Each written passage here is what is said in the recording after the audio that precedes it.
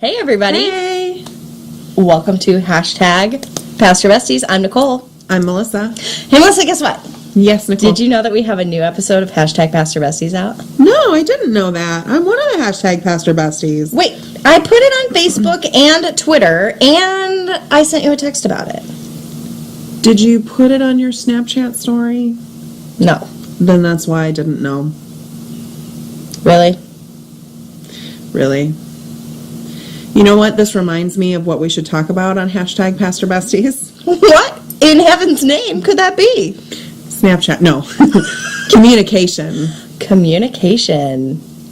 Today on #PastorBesties.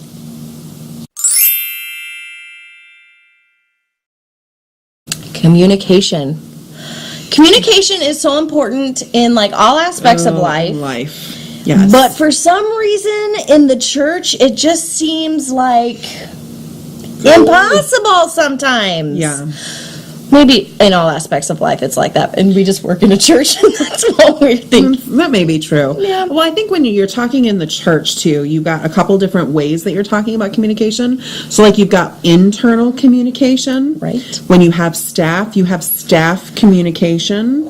That's so hard. So you've got staff communication, you've got internal communication, and then there's like external communication of what you're trying to tell everybody in the whole world.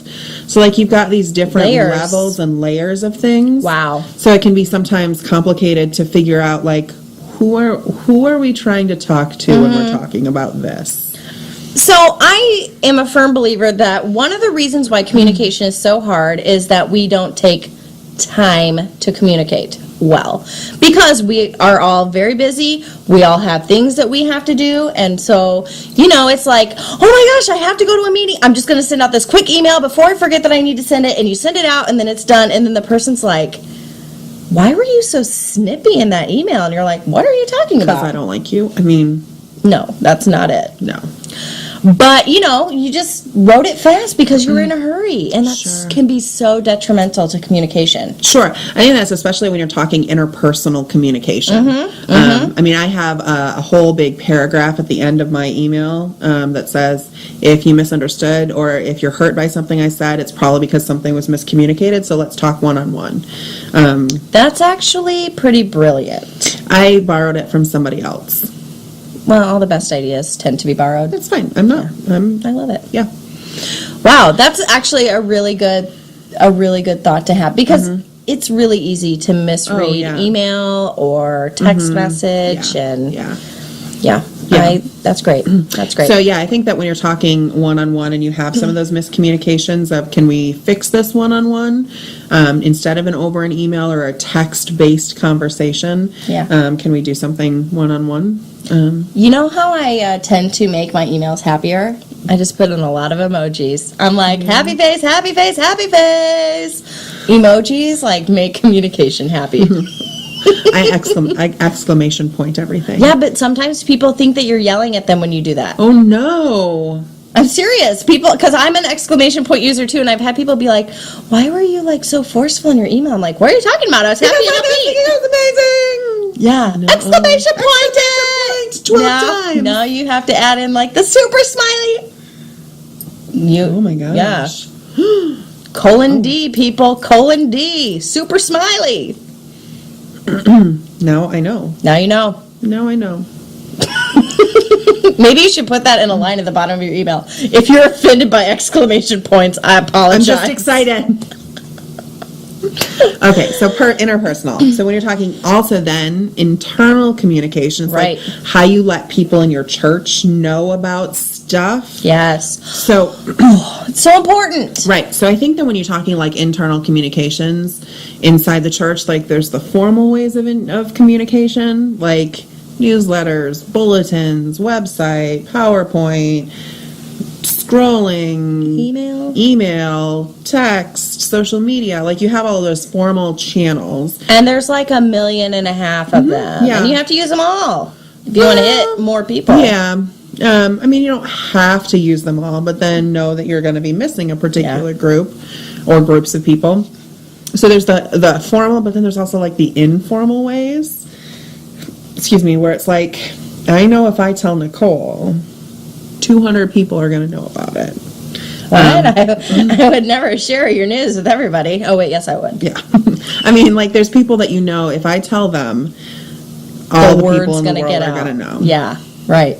That's true. Which also means you're careful what you tell them. But yeah, so like there's the formal avenues and then the informal avenues. So like how, if you were to say, Nicole, how your church communicates, can you name all of the ways that your church communicates? Probably not all of them. Right. But, you know, I can do the highlights, but you just named them. Right. But yeah, I mean, you're right. And then as a pastor, you're communicating things all the time, whether you think you are or not. Mm-hmm. So then you're the mouthpiece for the congregation. Yep. Or any staff member, really. Yeah. So all of the ways of communication, and I think that it's also different depending on your community and your context. Oh, absolutely. So yes. some churches I've been at communicate really well this way and not this way.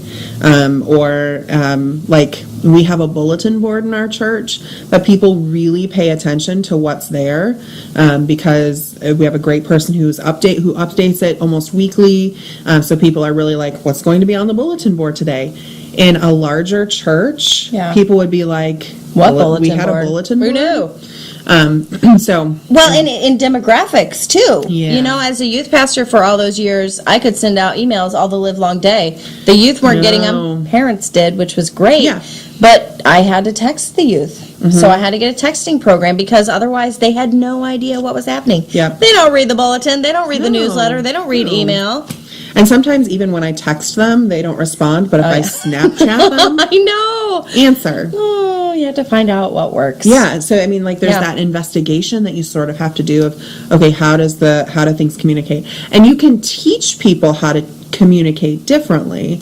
It can be really hard, and you take some consistency and some effort, intentionality. Yes. It can be done, and you're still going to have that person who's like, I didn't know this event was happening, even though it was in the newsletter and the bulletin, and we made an announcement about it, and it was on the website. And so then how do you teach people to be more intentional about receiving communication? Because sometimes it's not, you can't do any more, it seems like. You can't announce it any more ways than you did. Yeah. So sometimes when it's like that person is like, I didn't know it was happening, but you put it in just about every avenue that you possibly thought of, maybe asking them, how would you like to help make sure that it's out? Or what do you think would be helpful? Like, what do you think would be helpful, and how would you like to help? So if they're like, well, the only way people are going to see it is if we put up flyers all around town. Okay. That's not a bad idea. Not a bad idea. Would you like to be able to post the flyers for us? And so to put people to work too sometimes of like, okay. Or holding them accountable to be like, well, did you get the newsletter? Yeah. Did you read it? No. Okay. Well, maybe that's why you didn't know what was happening. Right. I think, and I know in our preschool, one time or a couple times, our director put like a secret question in the newsletter so that the preschoolers had to answer the question to one of the preschool teachers so she could tell who had read the newsletter. I know sometimes college students who have done that in the middle of their papers to see if their professors are actually reading their papers. So, I mean, so then there's that, like, so then the preschoolers who did say the question and the other ones who didn't are like, why didn't I know the answer to this? And then parents had to read the newsletter to find out. That's smart. Which is smart. And so then I was talking to a pastor about this and had said that, and he goes, yeah, well, I put in my newsletter, my front page article, the first person who responds to me that they've read this, I will buy you dinner at the best restaurant in town. And I was like, oh, how many people responded? He said, 0, not one. Quoting my friend Erica Jane. But then, that kind of tells you as a pastor, I slave over that lead article and nobody's reading it. So then I'm not going to spend my time on that. Yeah, maybe I don't put my energy there. Yeah. Maybe I put it somewhere else. Sure. Yeah, absolutely. Interesting. Man, communication is hard. It is. So the other thing I think about communication that's important for churches especially to remember is that we communicate the mission and the vision of the church. Our mission and vision is not to communicate. I mean, like outside of evangelism, like that's important. But What's your church's mission statement? Do you have we one? make disciples of Jesus Christ for the transformation of the world. Oh my gosh, that's ours too. I mean, that's the United Methodist one. Yeah, sometimes a church has an individual That's one. true, yeah. But can your people name that? Like if you went up to somebody random and said, "Hey, do you know our church's mission statement?" Would they be able to say it? I often rephrase it that we're making the world a better place here and now and for the future.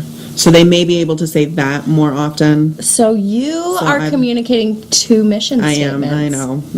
Why don't you just adopt the one that you want? Okay, we don't have to get into it. I'll bring that back to our church council. I feel like at our church, we really try to be intentional about using the mission statement pretty regularly in worship, especially around our offering ask time. So I'm confident that a lot of people would be able to. Right. But I've been in churches where they're like, wait, what? We have a mission statement? Right, sure. I didn't even know. Sure. And that is upsetting. Right. And I think that, again, like that's the important thing of how your communication helps with that. And that also gives priority to things that are communicated. So if your mission and vision and what you as a church has deemed important are these things, like, so in our church, it's children and youth are a priority. So a lot of our resources and energy are around children and youth ministry. That's great. It doesn't mean that we don't care about other things for sure. Right. And we're a smaller church, so we have a little bit more freedom and ability to advertise, talk about things, whatever. But if you're a larger membership church, and these are the things that we feel are important: children and youth, and mission, and the food pantry. I mean, those are the things that as a church we feel is important. Then if someone comes up and says, "I'd like to advertise this dance because it's fun," I mean, then you're like, well, that doesn't fit in these priorities. Right. So it sort of helps you as a church make decisions. It helps you say your best yes to things instead of like saying yes to all the things, which sometimes we want to do all the because time. it's all, it's a good thing. Like, yeah, that's going to be great ministry. But if you don't know what your mission is and you can't communicate that to the community, then you're probably spinning a lot of wheels. You're moving a little bit in all the directions instead of moving way forward in one direction. Yeah. So being able to communicate, this is why we do the things we do, and how we do the things we do. And so when you're talking about communication, like there's the why and then there's the how. So here's why we communicate and here's how we do it. And we do it via email, we do it via snail mail, we do it via the phone, we do it via text, and all of the ways. I mean, communication is a part of our everyday life, right? So we all communicate. We do. In various different ways. Absolutely. And you have to learn how to navigate, how to communicate with your bestie. You have to learn how to communicate with your work. You have to learn how to communicate with your family. I mean, you communicate differently with different people. We do it all the time. We do. But sometimes we're the worst at it. Well. Yeah. Yeah. It's just something we need to make time for and know that we need to make it a priority. So I guess one of the things that we have were questions for you is, what are your best practices around communication? We need to know. We would love to hear, like, how does your church communicate? How have you found that you were like, nope, we don't do that? What are your best practices or your worst practices? What have you learned about how you communicate and what you're communicating? So share it in the comments below. Use hashtag PastorBesties to share it, because we would love to hear. Seriously, like, we're actually just wanting are. your ideas so that we can poach them and use them as our own. We will borrow them, and we are collaborating together. We will give credit where credit is due. That's a promise. We will collaborate. And use we're going to stop, collaborate, and listen. Ice is back with we're going to have to pay royalties. So however you communicate, do it. Share the mission and vision of your church. Why do you do the things you do?